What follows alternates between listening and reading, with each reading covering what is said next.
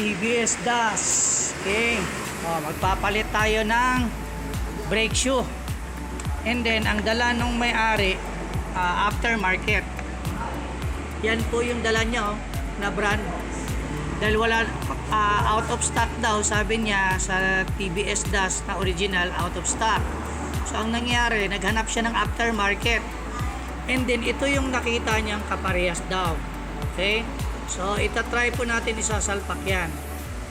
So, it means, version 1 or version 2 ni TVS DAS, pang brake shoe, ito yung pwedeng isalpak. Ha? Brake shoe lang ha, brake shoe ang pinag-usapan. Version 1 ba or version 2. Yan yung, ano niya, aftermarket. Tatry natin yan ngayon. Kung okay to, pag sinalpak ko na ha. Okay, gagawin ko muna yan. Sasalpak ko yan. Okay. Last.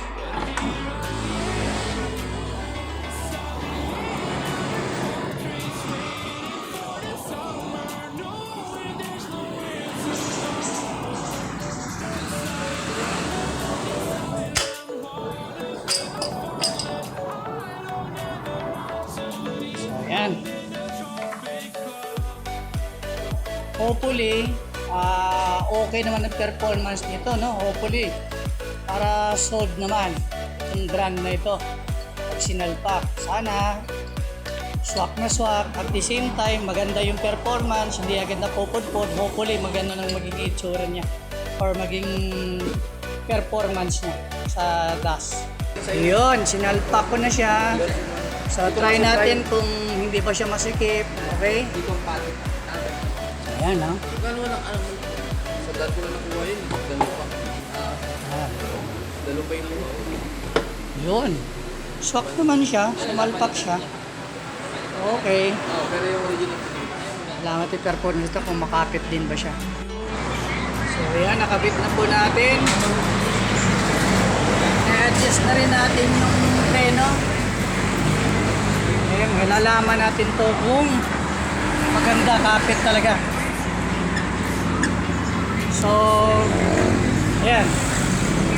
Alamin na lang natin performance niya sa may-ari kung okay ba yung kapit. Yun, may testing na muna.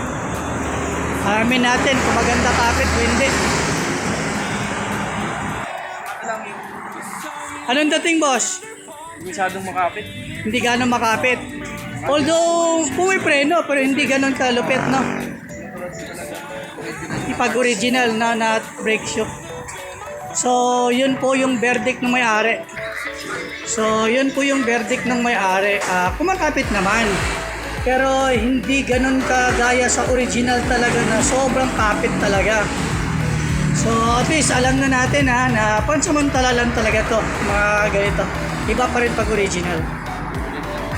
Okay. Next customer. Iba naman, gawin natin.